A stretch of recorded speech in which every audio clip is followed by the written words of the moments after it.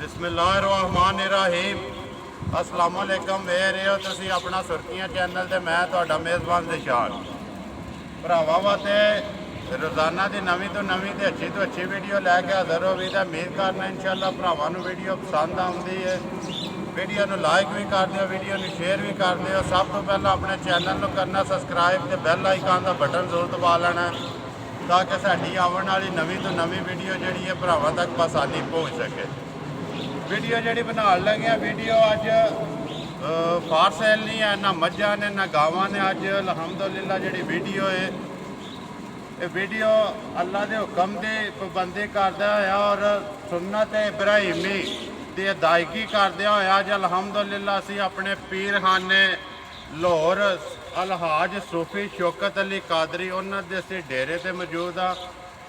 सालाना अलहमदुलिल्लाह हर कुरबानी के तकरीबन 300 तो 350 जी गांव होंगी है जी अनवारे मदीना वेलफेयर सोसाइटी के जेरे निगरानी इत्थे कुरबानी इज्तमाही कुरबानी जी की जाती है।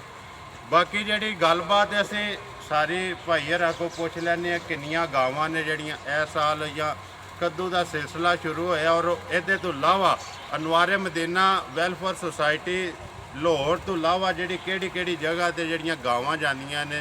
बाकी गावां की जी जबा 3 दिन होंदियां ने या इन्हां दी गोश्त की तकसीम जी सारी गलबात असी भाई इन्हों पुछ लैने आ।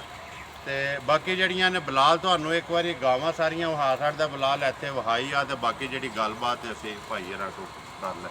अस्सलाम वालेकुम जी, सुनाओ क्या हाल है? अल्लाह का शुक्र ठीक ठाक। सुनाओ भाई पहला ना के तुहाडा? मेरा मुमताज़ बेग। मुमताज़ बेग। कितना चिर हो गया नवारे मदीना वेलफेयर सोसाइटी दे विच इत्थे जिहड़ा पीरो मुर्शद दे नाल जिहड़ा सिलसिला जिहड़ा चलदा पिया कुरबानी दा या वैसे जिहड़ा राशन दी तकसीम दा? अलहमदुलिल्लाह पीर साहब नूं सारे जानदे ने ते कितनी देर हो गई जी इत्थे पीर साहब नाल अनवारे मदीना विच तुहानूं? बिस्मिल्लाहिर्रहमानिर्रहीम अस्सलातु वस्सलामु अलैका या सय्यदी या रसूल अल्लाह व अला आलिका व सहाबी या हबीब अल्लाह। हम मैं जामिया अनवारे मदीना की तरफ से कुरबानी के जानवर की जो इज्तिमाई कुरबानी है उसमें शामिल होने वालों को खुशामदीद कहते हैं जी। और ये अल्हम्दुलिल्लाह मुझे 21 साल के करीब मुझे हो गए इन जानवरों की खिदमत करते हैं सालाना इज्तिमाई कुरबानी के।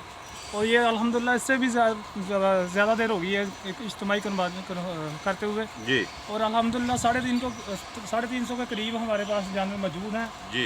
गाय भी है, बच्चे भी हैं जी। और वो इंशाअल्लाह बहुत खूबसूरत जानवर और पीर साहब खुद एक जानवर खुद खरीद कर लेके आते हैं जी। और इतनी गर्मी में शायद कि आम आदमी ना कर सके जी। हमारे पीर मुर्शद का खास करम है कि जो खुद जानवर खरीद गए हैं जी। और ये हमारी ड्यूटी लगी है, इनको चारा ताला डालते हैं, पानी इनको पिलाते हैं जी।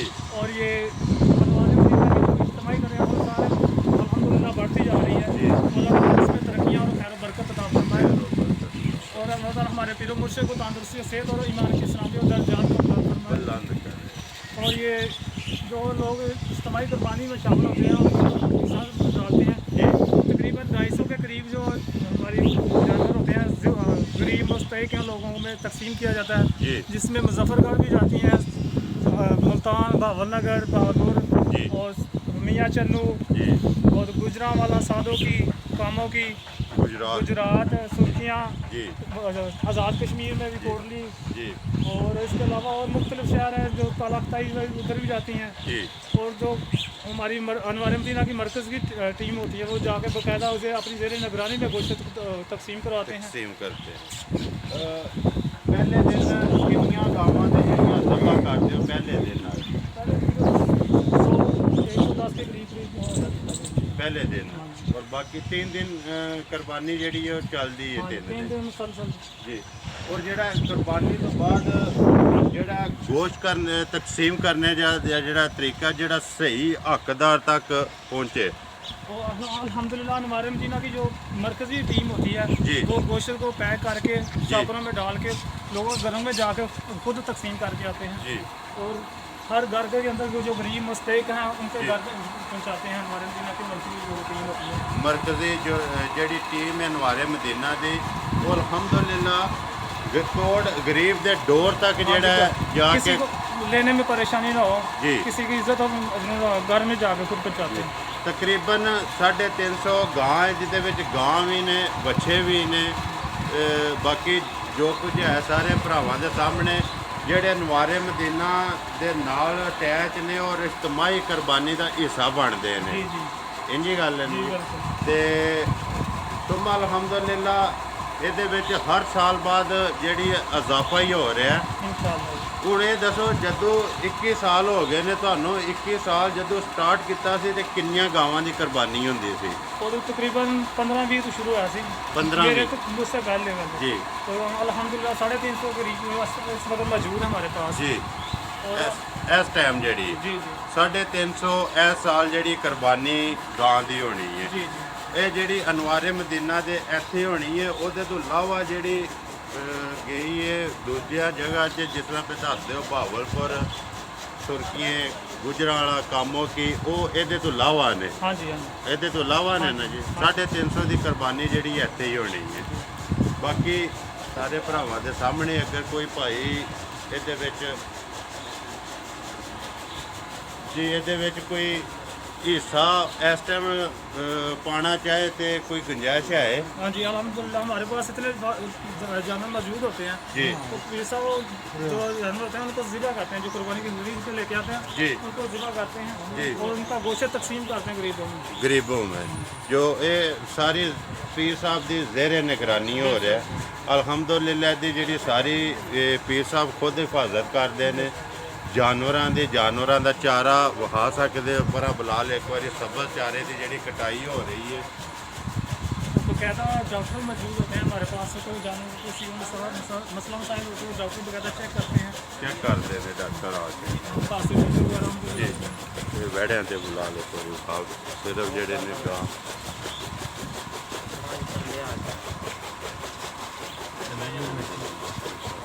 ਬਾਕੀ ਇੱਕ ਵਾਰੀ ਦੁਆ ਜਿਹੜੀ ਹੈ ਪੀਰ ਸਾਹਿਬ ਕੋਲੋਂ ਜ਼ਰੂਰ ਕਰਾਂਗੇ।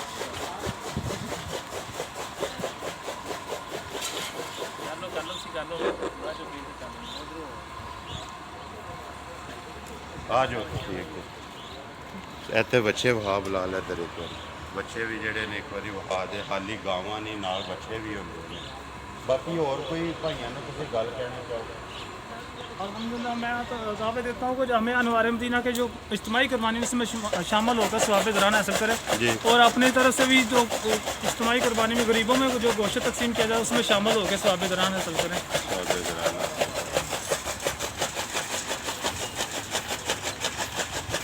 अल्हम्दुलिल्लाह रोज़ाना चारा नया लेके आते हैं और ताज़ा चारा इनको डालते हैं।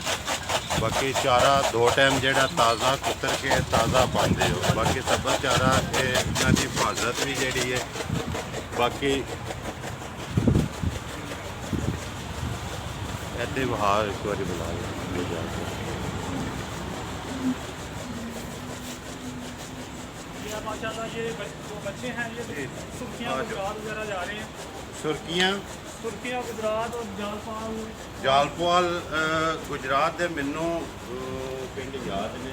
ਸੁਰਖੀਆਂ, ਹੋਇਆ, कोया ਜਾਲਪੁਆਲ, ਸੁੰਬੜੀ, ਕੋਟਲਾ, ਅਰਬ ਅਲੀ ਖਾਨ, ਇਹਨਾਂ ਪਿੰਡਾਂ ਵਿੱਚ ਜਿਹੜੇ ਨੇ ਜਾਨਵਰ ਅਲਹਮਦੁਲਿਲਾ ਸਾਲਾਨਾ ਜਿਹੜੇ ਪੀਰ ਸਾਹਿਬ ਦੇ ਨੇ ਜਾਂਦੇ ਨੇ। ਇਹ ਵੀ ਤਕਰੀਬਨ 9 ਤੋਂ 10 ਵਹਿੜੇ ਜਿਹੜੇ ਨੇ ਵੀ ਅੱਜ ਗੁਜਰਾਤ ਹੀ ਜਾਣੇ ਨੇ, ਜਿਹਦੇ ਵਿੱਚੋਂ 3 ਸੁੰਬੜੀ ਨੇ, 2 ਸ਼ਾਇਦ ਕੋਟਲੇ ਨੇ, 1 ਭੋਇਆ, ਉਹਦੇ ਤੋਂ ਬਾਅਦ ਸੁੰਬੜੀ ਹੈ। ਬਾਕੀ ਵੀ ਜਿਸ ਤਰ੍ਹਾਂ ਅਲਹਮਦੁਲਿਲਾ ਅੱਗੇ ਬਾਕੀ ਦੂਜਿਆਂ ਦੇ ਗੁਜਰਾਲਿਆਂ ਨੇ अंदर ਤੇ भी बच्चे हैं जी माशाल्लाह। ਜੀ ਉਹ ਬਣਾਈ ਅੱਗੇ ਉਹਨਾਂ ਦੀ ਬਣਾ ਲਈ ਬੱਚਿਆਂ ਦੀ। ਬਾਕੀ ਉਮੀਦ ਕਰਨਾ ਇਨਸ਼ਾਅੱਲਾ ਭਰਾਵਾਂ ਨੂੰ ਵੀਡੀਓ ਪਸੰਦ ਆਉਂਦੀ ਹੈ। ਵੀਡੀਓ ਨੂੰ ਲਾਈਕ ਵੀ ਕਰ ਦਿਓ, ਵੀਡੀਓ ਨੂੰ ਸ਼ੇਅਰ ਵੀ ਕਰ ਦਿਓ। ਇਸੇ ਵੀਡੀਓ ਦੇ ਨਾਲ ਦਿਓ ਇਜਾਜ਼ਤ। ਇਨਸ਼ਾਅੱਲਾ ਅਗਲੀ ਵੀਡੀਓ ਦੇ ਨਾਲ ਫੇਰ ਹਾਜ਼ਰ ਹੋਵਾਂਗੇ। ਪਾਕਿਸਤਾਨ जिंदाबाद।